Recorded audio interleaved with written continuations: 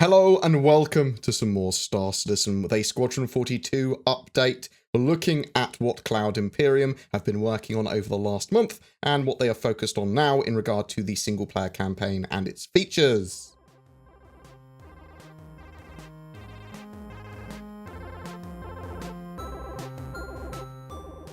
Squadron 42 Episode 1 is currently planned to be in beta for Q2 2020, and if all goes to plan, a full release by the end of that year.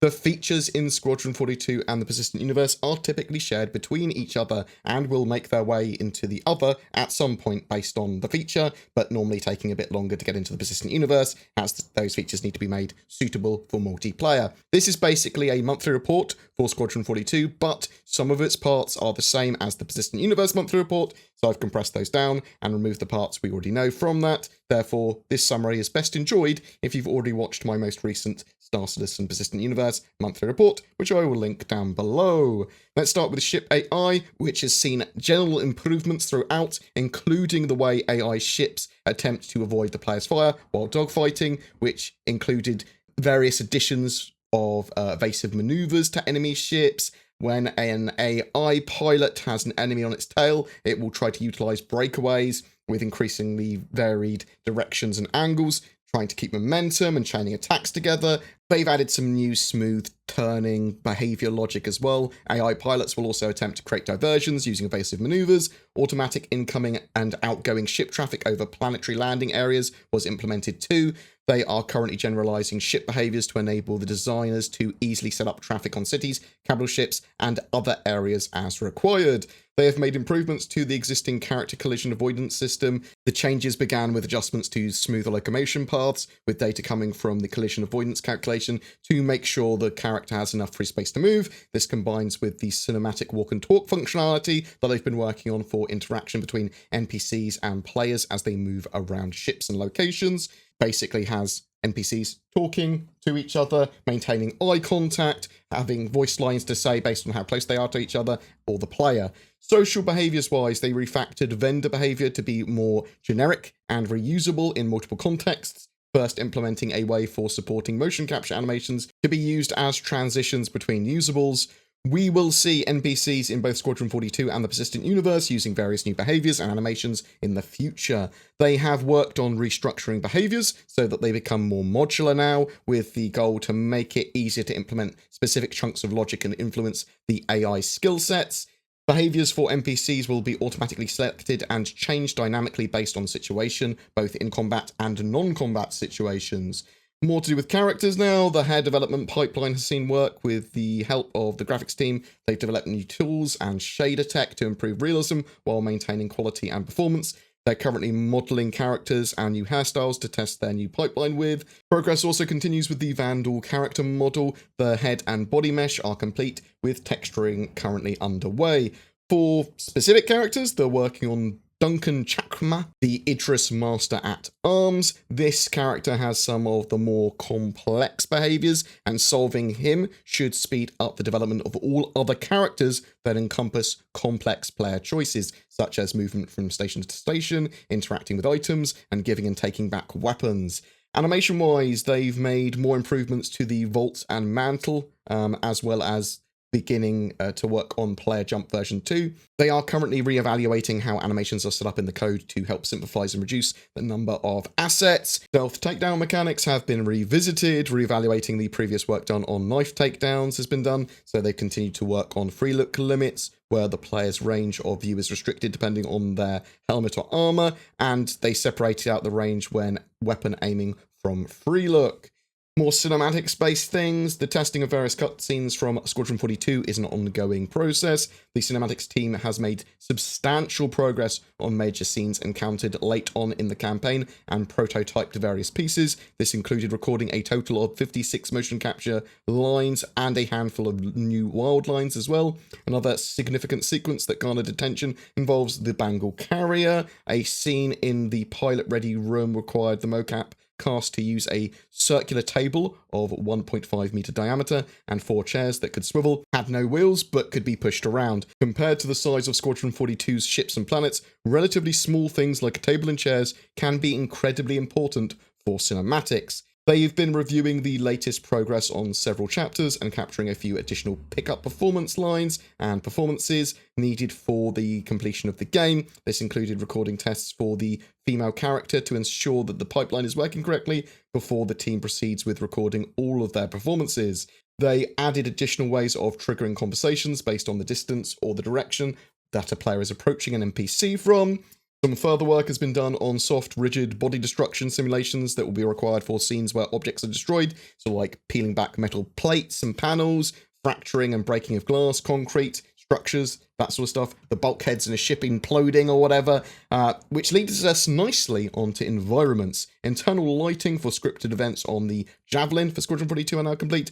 Art has currently had a lot of focus on the ship's exterior, as well as certain events that the player will see both in and outside of the ship, because the exterior is important in Squadron 42. It's not just going to be running around inside the ships all the time.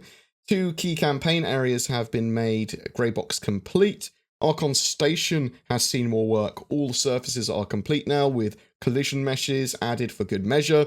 The layout apparently does a fantastic job of selling the station's scale when both far away and up close. The main transit system is also integrated in there now, with all the stops and secondary systems being finished throughout March. A focus team has moved back to the Krugerei, which is the Bengal in Squadron 42, to help refine several areas with key cinematics. Alongside this, new areas are being added throughout the ship, including medical bays and an armory. 4 design teams progress towards the goal of completing a handover flow of the first third of the game. This involved an in-depth dive into details of planetary bodies in the Odin system, with the aim to get accurate quantum travel distances and create glorious backdrops for the various space battles. The design team integrated the air traffic control feature, which coordinates all takeoffs and landings into the game flow to help promote the busy feel that you'd expect when visiting a huge military capital ship. Refinements of both FPS and ground combat in line with the current roadmap continued as well. UI work began on branding and theming of Esidio, Shubin, and the OMC environmental UI displays, as well as the Grin manufacturer too. Ships and vehicles wise, the Retaliator is one of several ships currently receiving tweaks to suit Squadron 42's needs. This is going to mean that the persistent universe will see updates to the Retaliator 2 and potentially a military version of the ship at some point. The ship plays an important role in certain missions, so requires more subtle amendments to suit. We know there's been HUD, turret, and gimbal improvements, as well as fixes to snapping and erratic movements with them. Scanning improvements have also been done that are being worked on the Persistent Universe 2. Turrets create signatures and are scannable now. There's been a lot of focus on vehicle damage and destruction. They blocked out several destruction sequences after an extended R&D period with art and design to help determine exactly where and when certain story-driven destruction sequences would occur and should occur. Engineering peoples. So the engine team optimized various aspects of the game and refactored CPU usage and shaders. They've been pushing towards their planet version 4 tech and continued to improve character hair, which included initial support for edge masking and pixel depth offset. Game physics is progressing with the projectile manager improvements, as are optimizations, wrapped grids and state updates. Water wave generation calculations were added. The graphics team spent time closing down the final features of volumetric rendering of clouds. This included unifying the lighting between volumetric effects and opaque objects, which required adding support for new shade maps and added some more bits to the general lighting pipeline.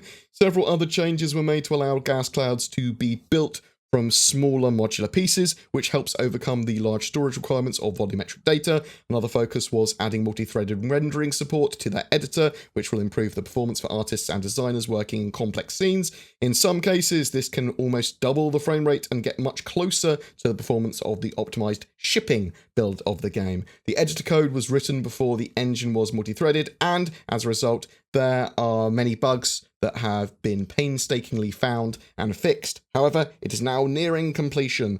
The VFX team updated the existing particle lighting system to a more modern iteration. The previous version was based on tessellation, which increased the rendering cost and had limitations on shadow resolution. The new system is a global change that will remove the need for tessellation and improve shadow receiving for a crisper, smoother appearance. And that's it for Squadron 42 updates this month. If you have any questions or feedback about what I talked about, I'd love to hear them. Just drop in the comments below. And remember to check out my Persistent Universe monthly report if you haven't already. Every month we have a ship giveaway. This month, by popular demand again, it's for an Anvil Carrack. This time sponsored by Forgotten Heralds, a lawful private military company with a history grounded in UEE military service. They are recruiting at the moment and are a good choice for both veteran and new players alike. All you need to do to be in for a chance of winning that Carrack, though, is be subscribed to my YouTube channel and comment on any of my Star Citizen videos made during this month. Links to more info on Forgotten Heralds and full details of the giveaway down below. If you don't have a gaming PC yet or you are upgrading, instead consider Shadow Cloud Gaming. They allow you to leverage the powers of the internet to stream a high-spec Windows 10 environment to any other PC, Mac or device like a smartphone or tablet. It is working really well in Star Citizen's 3.4 branch, and be sure to use the code BoredGamer if you do decide to check it out to get a discount. Links below. This channel exists because of its community. If you wish to support the channel further, below there are links to Patreon, Subscribestar, and there's the YouTube channel memberships, literally the join button below this video. VIPs do get some exclusive stuff and early content as a thank you as well. If you have any feedback, suggestions, or just want to say hi, please drop a comment below or poke me on discord.gg/BoredGamer. Thanks for watching, and I'll see you in the verse.